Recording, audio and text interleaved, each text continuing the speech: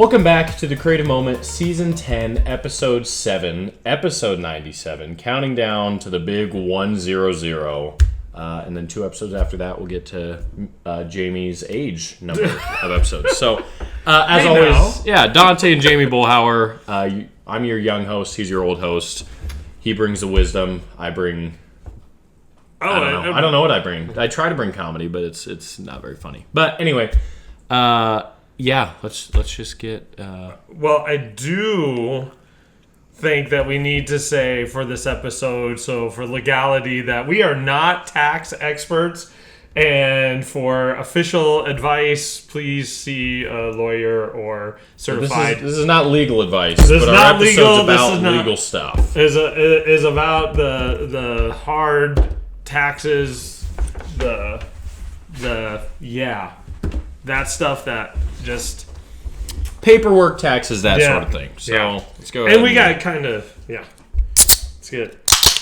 So, and we got 2 different because I've got a full-time job, but mine is, the side hustle, I guess, or whatever. You are providing your livelihood by it. So there's 2 different extremes of what goes on in that regard. So I'm curious to hear your side, like what paperwork and stuff you have to do. Obviously, you have to do a lot of stuff to publish something, whether it's self-publishing or having a publisher.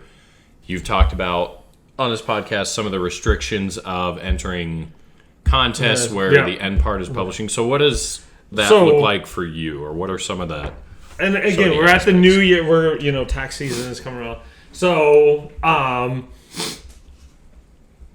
one of the things that is that you will need to make sure. So, if you're in my situation, you got a full-time job that actually provides your livelihood, but you're trying to make it, and you're trying to.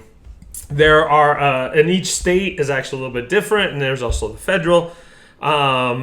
So I basically have to make close to $1,000 to actually say I've had income from what I do.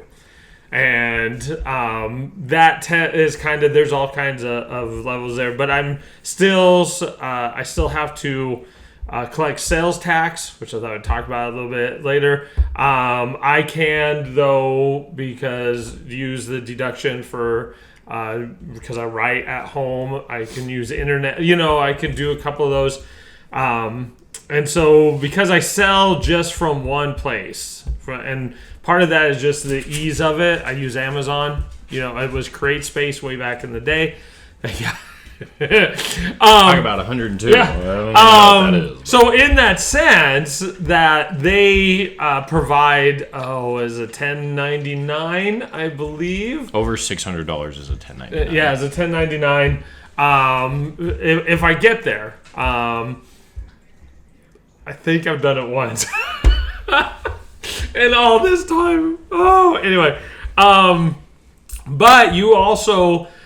Legally, I have to keep track of books I sell. I like at book fairs and things like that too. I have to collect sales tax. That's where I like some book fairs, like Chapters in Seward. They actually handle all the transactions. They collect the sales tax. And then so they put in the books I'm bringing into their inventory, and then I just get paid from that, so I don't have to worry about sales tax in that sense. And so they can write off your sale or your payment to you. Anyway, but I love that setup. The ones where I'm just sitting there, you got yours, and you're just handling money yourself. I'm technically supposed to collect sales tax. I kind of just put that into the price. So in my aspect, I hardly ever make the threshold of $600, or for a while there was actually like transactions. And here's the hard part: keeping up with the rules. The IRS will sometimes, if a new bill, like the big beautiful bill, they are using last year's laws until the next year. Oh my gosh. Yeah. So I have a lot more documents that I have to keep track of. We just recently reached a milestone in my business. I got sent to IRS collections. It's an open investigation, don't worry. But on the sales tax point, I do the same thing. When people book senior photos, they don't want to have 7% thrown on there because it just looks weird to say, I need $423. That's something that just kind of makes you look a little money hungry. So I just kind of build that in. I'm like, I know that, I'm just going to round it up to an even number where I know I'll be profitable even if I'm not charging sales tax, that type of thing. I have a lot more people just doing that type of stuff for me, the write-offs and the all that, like them figuring it out. I think one of the biggest pieces of paperwork that I have is my budgeting spreadsheet.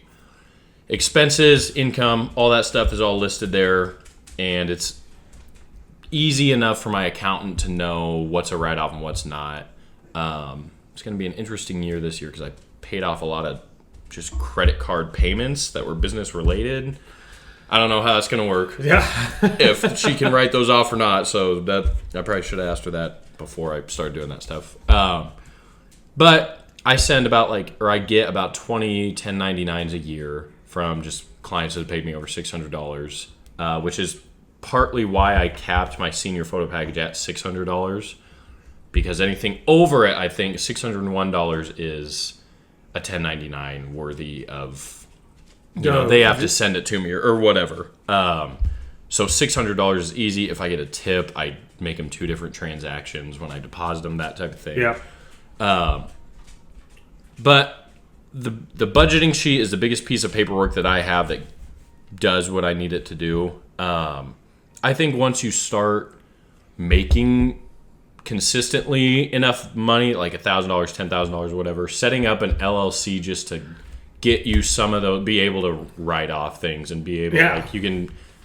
Everything is a write-off if you want it to be. Even as an author, that's one of the things that they mention in that regard. And there's got to be a threshold, like you said. Though it's not both. It's bittersweet to say this, that I do not make any money. I probably spend more money traveling and doing entries and doing my book giveaways and stuff like that than I ever do. So I'm always in the red, and so I don't need to really worry about that yet. But that is one of the things. You can make your name basically, a corporation or an LLC, and allows you to simplify a little bit of the paperwork to a degree, because I do kind of keep track of how many books I saw. It's just on a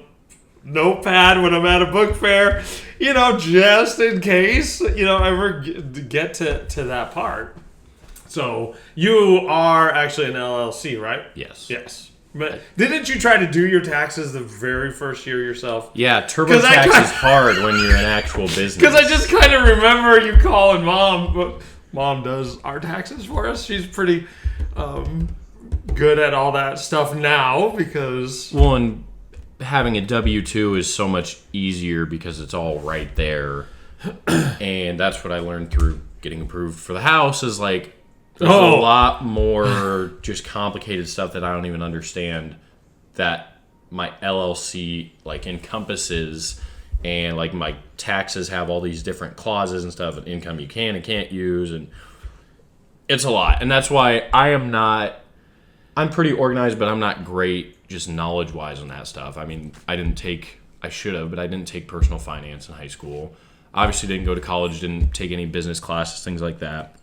So I just hire people out to do that, which is nice. But once you get that LLC, like you talked about, your gas can be a write-off. Yeah. As if you get a cup of coffee with a potential client, not even a client, just a initial consult meeting, you can write that off. And it's basically cash back almost on a credit card. It's nothing really substantial, I don't think, but it helps you offset your income. So say I made just $100,000 and I had $80,000 of write-offs, that would mean there's like, depending on my other expenses, if there's $20,000 kind of left over from that, I think I may be, again, it's not legal advice. I do not. It's the reason I hire people. Yeah. But that kind of offsets, or at least some of that offsets my taxable income. So it means that, yes, I made $100,000, but only $20,000 or whatever is taxable, and that puts you in a different tax bracket. You don't have to pay as much back, whatever. Yeah. But you can, even in like our situation, there are some write-offs that you can do because you are self-employed in that regard as a writer. So not as much as if it's set up as an LLC, but you can, your internet, at your house, because in a sense your office is at your house. And again, though, we are not tax professionals. Please, get real advice from a licensed person. But this is our what we deal with. We're going to be dealing with that coming up. We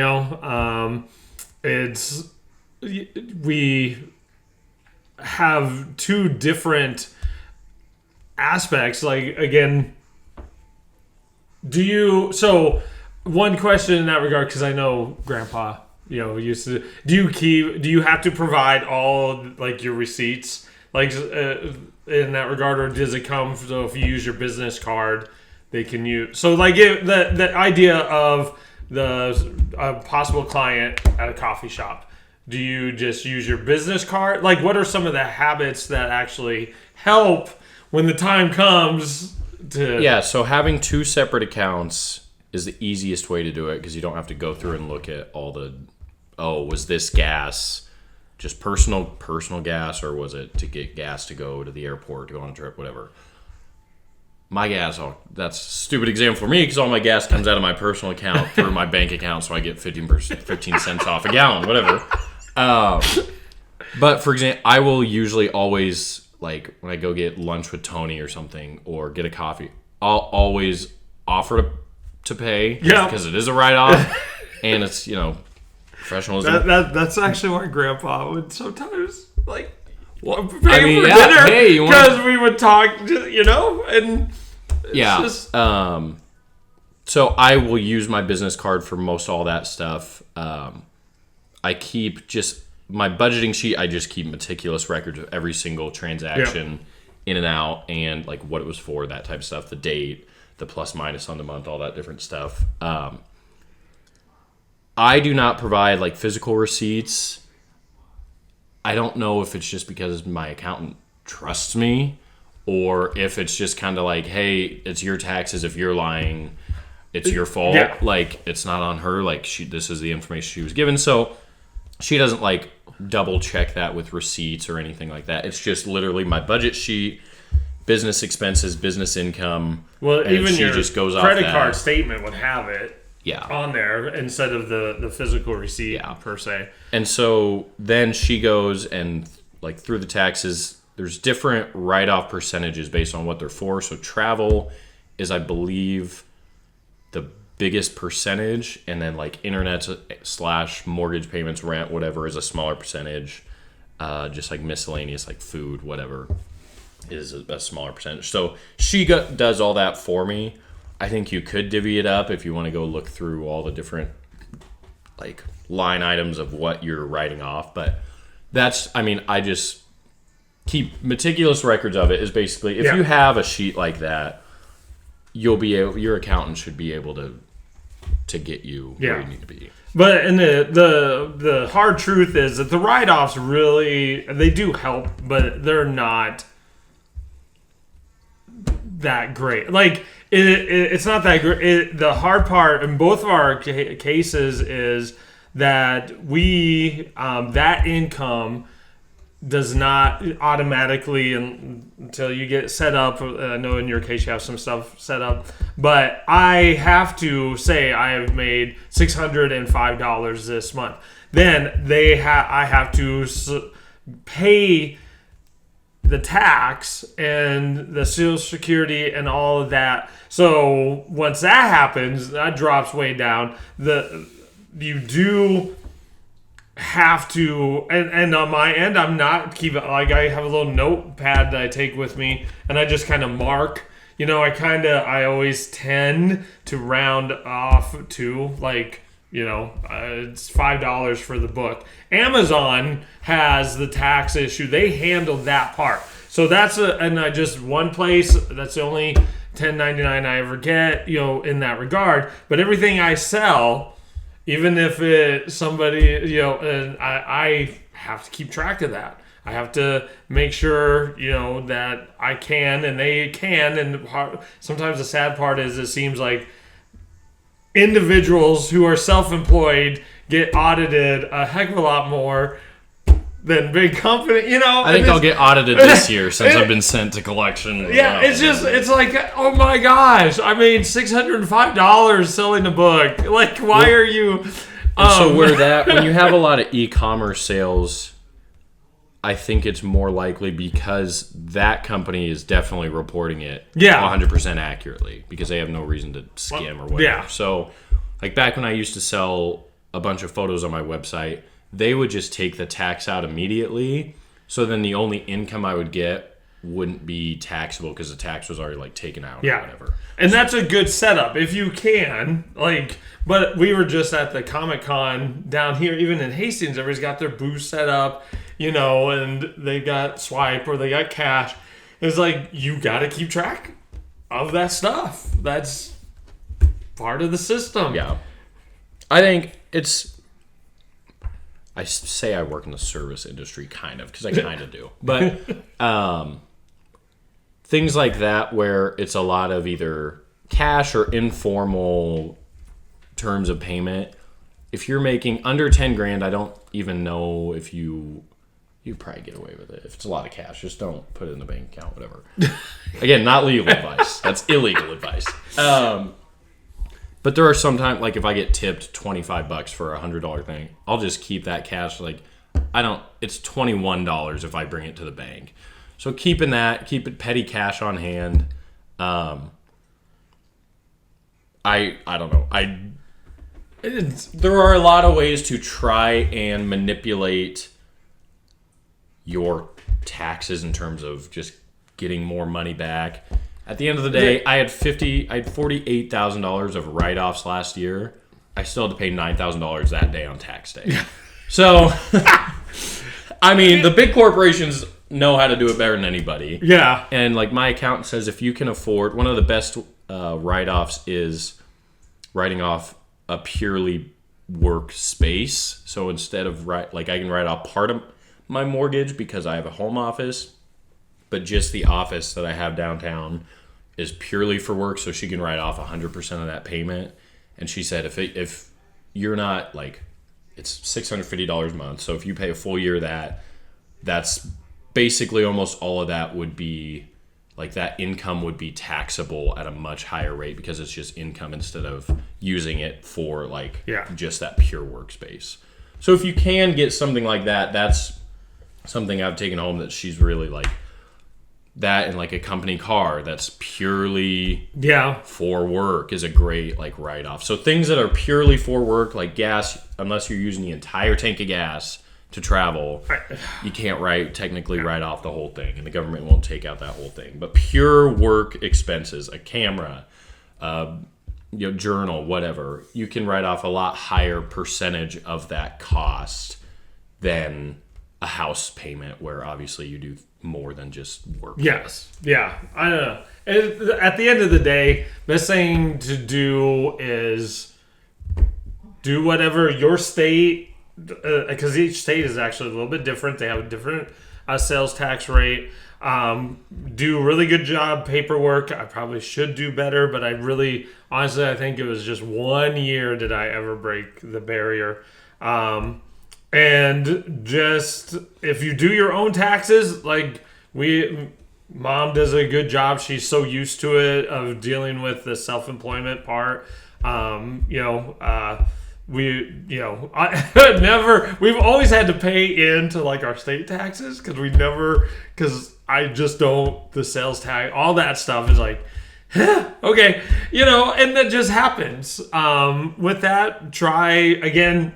find advice from a really licensed tax person, because at the end of the day, they'll be a lot more helpful than us, but it's part of the game. It's part of the game. Yeah. Even if I sold one book, I would have to deal. I got to deal with it. It's and income. That's where the biggest part. So like I had all those like travel write-offs, whatever. The kind of last thing that I'll give advice on is make every trip, vacation, whatever, a work trip. Yep. If I take one single photo with my camera on a vacation, it's a work trip. Yep. The hotel's written off, the plane tickets are written off, everything is work. I mean, not like I don't write off the dinners or whatever. Well, yeah, but the stuff that if you stuff do that makes me get from point A to point B, the lodging, the like all that stuff, the rental car is a write-off. It is. So if you can monetize, I take books with me. Yeah. When I travel, I do like panhandle them. Yeah, well, no, or they go to the used bookstores. And then boom, everything's written off. To get to the like. So, any way you can't, like, I have a friend that wrote off their camper.